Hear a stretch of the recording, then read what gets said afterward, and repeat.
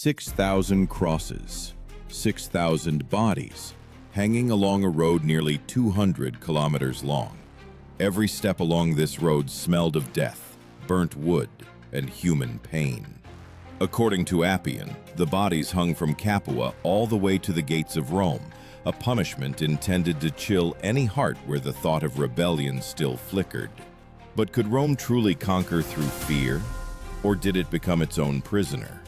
In those years, around 71 BC, Rome had barely recovered from the nightmare of Spartacus's rebellion, a gladiator who dared to challenge the empire itself. The rebellion lasted 2 years, and under its banners fought tens of thousands of slaves, fugitives, and former soldiers. When it all ended, Rome wanted more than just victory. It wanted revenge, a lesson burned into the consciousness of every individual. This form of intimidation was called crucifixion. Death on the cross was not so much an execution as a public spectacle of pain. It was not a swift sword blow, but a slow dying in the sun, where the body itself became a warning. The Romans used it for slaves and traitors, those who could not be killed with honor. Can one imagine? Day after day, on both sides of the road, crosses stood. Hundreds, then thousands. Plutarch wrote that the crucified remained hanging until their bodies began to decompose from time and birds. Rome transformed the Appian Way, a symbol of trade and strength, into a road of fear. The tactic of intimidation used by the Romans had its own name, Metus Romanus, Roman fear. It was an instrument of power, not just to defeat an enemy, but to make the very thought of resistance impossible. Just as today armies demonstrate power through satellite imagery and drones, then Rome demonstrated it through crosses and bodies. But what compelled people, accustomed to iron discipline, to such measures? The answer lies deeper, in the very fear that Rome could one day fall, not from an external enemy, but from its own slaves. For Spartacus was not a king, a commander, or a chieftain. He was a man of the arena, of dust, blood, and sand. The system of slavery, upon which all of Rome stood, began to crack. By various estimates, the number of slaves in Italy at that time exceeded 2 million, almost a third of the population. When the rebellion erupted, it became clear, if they united, the legions could prove powerless. Therefore, the crucifixions along the road were not only a punishment, but also an insurance prop for the entire system. This road, the Appian Way, built centuries before the rebellion, became the boundary between the world of freedom and the world of subjugation. Every passerby was meant to see, this is what happens to those who dare to raise a hand against Rome. But even in this gloom, a shadow of doubt remained, for fear is a weapon that, in time, turns against its owner. When soldiers built cross after cross, did none of them wonder, what if one day we find ourselves on these roads? From this question begins the history of Rome's most brutal psychological attack, an attack where the main enemy became not Spartacus's army, but human consciousness. When the war ended, the field near Petelia was strewn with bodies. Plutarch wrote that Spartacus fell, fighting his way towards Crassus himself, battling until his last breath. His body was never found, and in this disappearance a legend was born, which Rome tried to erase with blood. But what happened after the battle was no longer war. It was a mass spectacle for history itself. By Crassus's order, 6,000 captured rebels were crucified along the entire Appian Way. Troops split into detachments, some dug pits, others built crosses. One cross, several poles, ropes, nails, and time. According to historians' calculations, the erection of such a number of executions took several weeks. This was not haste, but a method. Caesar would later call such actions intimidation through order, demonstratio disciplinae. For the Romans, such a procedure was not simply an act of punishment. It adhered to military logic. The psychological effect was meant to be maximal. Each cross, a message. Every slave, every merchant, every soldier passing along the road was meant to see and remember that against Rome there was no salvation. Crucifixion, as a form of execution, had a special meaning. Death could last from 1 to 3 days. A person nailed to the wood gradually suffocated as their muscles could not support their own weight. Sometimes, to hasten the end, their legs were broken. But Crassus did not rush. He wanted the executed to guard the road with their suffering. The Romans called this exemplum, an example, a model of punishment that was meant to be remembered for centuries. This word would later become the root for exemplary behavior. But then exemplum meant one thing: fear. Those who passed by heard the groans of the living and saw the bodies of the dead. Historians wrote that the smell was unbearable. The wind from the sea carried the decay to the nearest villas. Even hardened legionaries averted their eyes. And yet Crassus ordered that no one be taken down until complete decomposition. Seemingly, victory was achieved. But in the shadow of this horror, another threat was brewing. For such a display of force revealed weakness, the fear of repetition. For an empire built on the idea of order, a slave rebellion was like a crack in the foundation. It was then that an idea emerged, which would later become part of the strategy for suppressing rebellions. Intimidation not through the sword, but through image. The Romans called this approach terror visibilis, visible terror. Its power lay in its permanence. Fear had to live longer than suffering. The Appian Way became the first axis of mass intimidation in history. Today, this can be compared to how modern states display power through military parades, columns of tanks, or satellite images of destroyed cities. Then, all this was replaced by crosses, wooden, decaying, but eternal in memory. According to archaeological data, remnants of wooden piles found along the ancient course of the Appian Way indeed correspond to the descriptions of ancient authors. Researchers believe that some of the crosses stood for years until the wood itself decayed.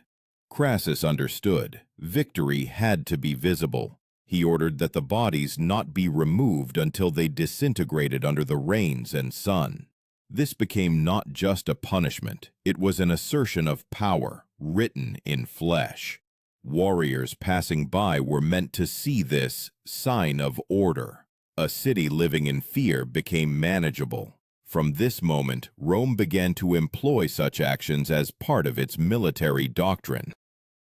In the East, in Judea, roads of fear also appeared in subsequent decades. Tacitus wrote of thousands crucified after rebellions in Syracuse and Jerusalem, but none of them could compare to the Appian Way. 6,000 crosses, stretching to the horizon, were not just a punishment. It was an architecture of fear, a psychological attack where suffering became the weapon and human memory itself was the target. And yet, in this theater of death, there is a paradox. The more Rome tried to erase the memory of the rebellion, the deeper it became etched into history. Each cross became a reminder of the man who once dared to challenge the empire. Thus, a new era was born, an era when power understood. Controlling the body is easy, but controlling memory is far more difficult. And memory, like the road, stretched further, to the very gates of Rome. When the last cries ceased, silence began. A silence heavier than any sound. Crassus's legions lined up along the road, watching the sunrise above thousands of crosses. This was not the end of the rebellion, but the beginning of a demonstration of power. At that moment, Rome finally understood that people could be governed not only by the sword, but also by fear, which had become as tangible as the iron of their armor. At dawn, a procession began along the Appian Way. Leading the way were legates, military representatives of the commander. Each of them was responsible for their section of the road. It was they who ensured that the crosses stood straight, like soldiers on parade. A symbol of power demanded precision. Even death in Rome had to be disciplined. In the Roman army, an officer called the camp prefect, praefectus castrorum, was responsible for order. He was responsible not only for the camps, but also for organizing the space of war. The Appian Way, in those days, turned into a giant death camp, and Crassus into the architect of a psychological catastrophe. Roman sources note that for several weeks no one dared to travel this road at night. Merchants waited for dawn to pass the crosses, while caravans of soldiers marched silently, hearing only the flapping of flags in the wind and the cries of ravens.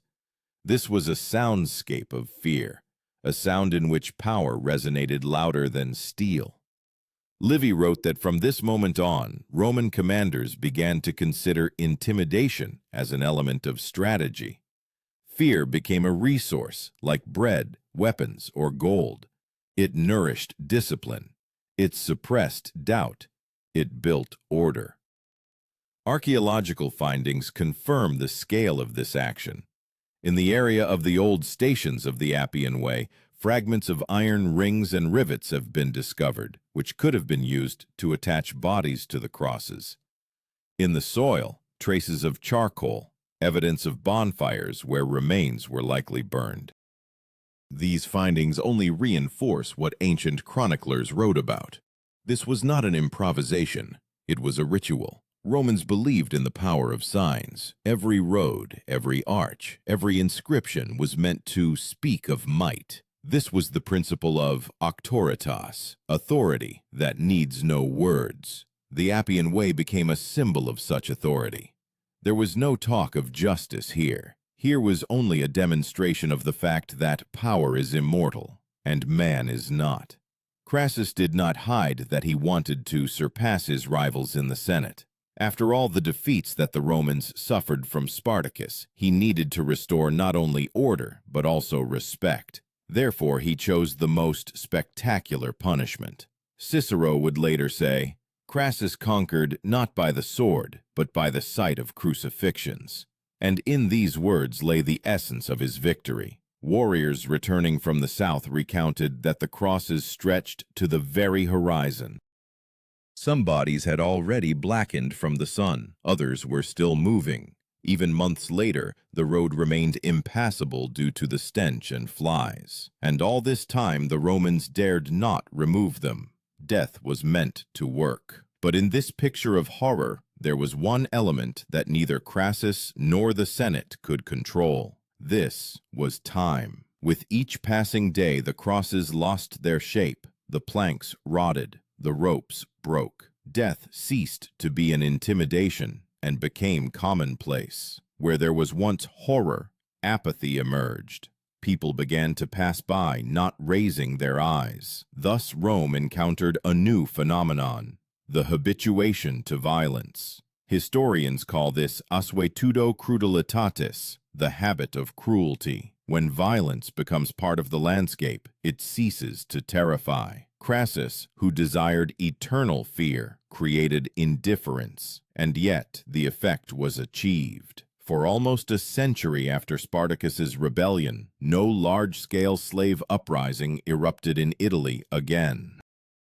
People remembered not Spartacus, they remembered the crosses. But as soon as the memory of fear fades, the memory of the man returns. Already in the first decades after the events, stories emerged that Spartacus had not died, but had gone east, that his cross was empty, that he had become a shadow haunting Rome. These legends became a kind of mirror. The more power tried to erase the name of the rebel, the brighter it burned. And so, over decades, the Roman Appian Way, built for trade and victories, transformed into a road of memory, a trace that even rain could not wash away. But what was happening in Rome itself when the smell of death reached its streets? What did the people feel, seeing how the empire celebrated victory over its slaves? When news of the executions reached Rome, the city plunged into a strange silence. There were no triumphal processions, no laurel wreaths. The Senate did not dare to honor Crassus. Too much blood, too much pain. Romans were accustomed to wars, but this was different. This was a reflection of internal fear, and everyone understood. In the place of these slaves could be anyone who would stand against authority. In the forum, they discussed not the victory, but the price it cost. Some senators whispered that Crassus had gone too far, that the Appian Way had turned into a cursed place. According to Appian, even years later, travelers tried to avoid it at night. The living avoided looking at the traces of death remaining in the earth and memory. Crassus, meanwhile, consolidated his influence. He became the wealthiest man in Rome, a man capable of buying an entire army. But a shadow followed the wealth. His contemporaries wrote that he gained power but lost peace, and perhaps it was this guilt for the 6,000 crosses that compelled him to seek atonement in a new war, in a campaign against the Parthians, where he, ironically, perished in the sands, and his army was annihilated. For Rome, this story became a turning point. After the executions along the Appian Way, the empire began to build a system designed to preclude the very possibility of rebellions. Slaves were now distributed among estates so they could not unite. Special overseers appeared, dispensatores, who managed slaves and reported the slightest suspicions. Thus, fear became not only an instrument of power, but also its structure. But in popular memory, Spartacus did not vanish. Decades passed and his name began to be uttered not as a curse, but as a symbol. In ancient graffiti found by archaeologists in Pompeii, one finds the words Spartacus, free. This was a quiet challenge thrown across generations. At the same time, in Rome, the very perception of fear changed. If earlier it was external, spectacular, now it became internal. Legionaries who participated in the executions spoke of nightmares, of screams they continued to hear in their sleep. Tacitus mentioned that even years later, veterans of Spartacus's rebellion avoided speaking about it. For them, it was not glory, but a memory that burned. Psychologists of our time would call this post-traumatic stress disorder, but in those years, it was simply silence. Warriors returned home, carrying within them not only victory, but also the fear they themselves had created. Thus, Rome first encountered the fact that psychological weapons work both ways. Archaeologists found unusual inscriptions in the catacombs near the old Appian Way, short phrases like, "They were human," and "All roads lead to death." Perhaps these were the words of those who could not forget what they had seen. Perhaps these are the first traces of internal doubt in Rome's infallibility. Since then, Roman military doctrine underwent changes. Public executions became rare, and punishments moved behind barracks walls. The Senate understood. Too overt cruelty weakens rather than strengthens power. But the memory of that road lived on. It became a kind of symbol of a limit to what a state can descend when fear replaces reason. There is a theory that it was precisely under the impression of the events of Spartacus's rebellion that Caesar would later create his own system of control, not through intimidation, but through discipline and loyalty. He understood it is easier to govern with respect than with terror, but Crassus's lesson would remain in Rome's memory forever. Contemporaries wrote that, driving along the cleared Appian Way, one could discern dark stains in the earth, as if the soil itself had absorbed the blood. Even decades later, locals avoided planting trees along the roadsides. They said that the earth there does not want to grow. This image, though poetic, seems all too accurate. Nothing is born from fear. However, from this very horror, a myth grew. When the empire fell, centuries later, Spartacus became a symbol of resistance to oppression. His name returned again and again, in poems, plays, legends, and Crassus remained merely as the man who built the most terrifying road in history. But behind this road lies a question that has not disappeared even today. Where does power end and cruelty begin? And can a state, having once chosen the path of fear, ever turn away from it? Rome was accustomed to believing its strength lay in swords, but after Spartacus's rebellion, it became clear the empire's power rested on fear, not on gold, not on laws, but on the ability to make fear a constant companion of every citizen. And the Appian Way became the laboratory where this fear was first tested as a weapon of mass action. Years later, Roman philosophers began to debate. Was it possible to govern without resorting to terror? Seneca wrote that fear is the glue that holds power, but the same glue that binds slaves. And indeed, an empire built on intimidation found itself trapped. The more it instilled fear, the more it feared itself. New rituals began to appear in the legion barracks. Soldiers swore oaths not only of loyalty to their commander, but also of unconditional obedience, even in the face of cruel orders. This system was called Sacramentum Militare, a military oath, a sacred vow for the breach of which death followed. Warriors were meant not to think, but to obey. Thus, the fear born on the Appian Way transformed into a discipline without which Rome could no longer exist. Interestingly, even Rome's architecture changed after these events. Monumental triumphal arches appeared, symbols of victories, where enemies were depicted not as people, but as faceless shadows. This was a different kind of intimidation, no longer with bodies, but with images. Power understood.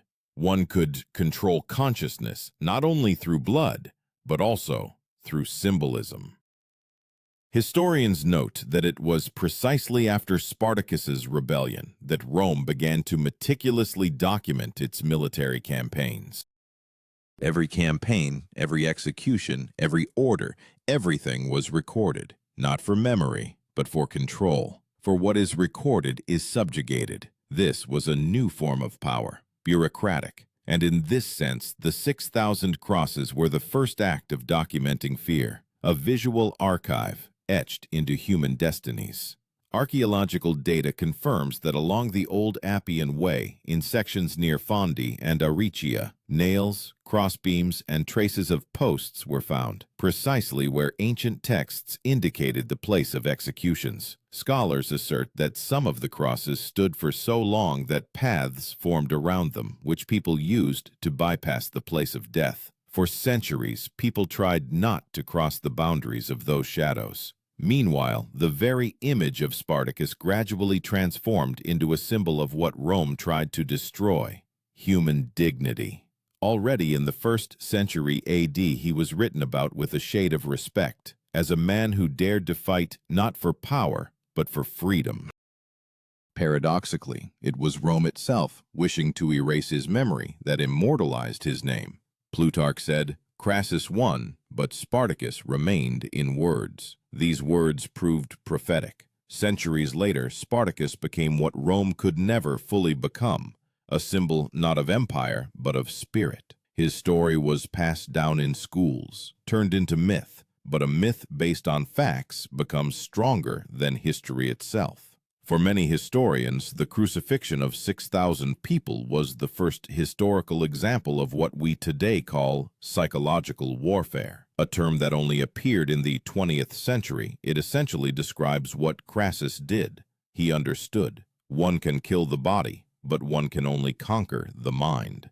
Tacitus noted that after this event, Roman commanders began to pay more attention not only to battles, but also to how enemies perceived defeat. The empire learned to create not just victories, but impressions. Every campaign was accompanied by processions, every victory by architecture, every death by a symbol. All this grew from one road, strewn with crosses. But still, if one listens to the breath of history, a contradiction can be caught. Those who created fear were also its victims. Crassus died in terror. His army was surrounded and destroyed. The Parthians filled his head and hands with molten gold, a symbol of his greed and vanity. It seemed fate itself returned to Rome, the pain it had sown on its land. And so, when it was all over, Rome was left with a memory that could not be erased. 6,000 crosses became not just a punishment, they became a mirror. In it, the empire saw itself, cruel, brilliant, mortal. But as long as this memory lived, Rome still seemed eternal. The question is only what happens when the mirror breaks, when fear, having become a weapon, ceases to work, when a road, once full of bodies, becomes just a road. And when the empire, confident in its immortality, first feels that its strength is merely a shadow cast by the sun onto the old, rotting wood of a cross. Centuries passed, the Appian Way once again filled with the noise of chariots, merchants, and travelers. The crosses had long disappeared, the earth covered the traces, but the memory remained. Every stone of this road remembered the sound of hammers and the moans of the doomed. Historians said that it was here that Rome first saw itself without a mask, not as a civilization, but as an empire of fear. Today, archaeologists call this section the Road of the Dead, although it is officially known as Via Appia Antica. And yet, even after 2,000 years, standing on these ancient slabs, one can feel that same weight, as if the earth still breathes fear. But if one listens more closely, beneath this fear something else resonates: human stubbornness. For Spartacus, a man without rank, without an army, without a chance, made the greatest power in the world tremble. And although his cross disappeared, the idea of freedom remained. Rome won, but this victory turned into a curse. Fear, once a weapon, also became its weakness. An empire built on crosses could not hold on to its own soul. And now, when we speak of 6,000 crosses along the road, we speak not only of the past. We speak of how easily man turns fear into order, and order into violence. Thus arises a question, not historical but personal. If you were walking along this road past thousands of crucified, would you be able not to lower your eyes? Or, perhaps, in each of us lives that very fear which once made Rome eternal and mortal at the same time.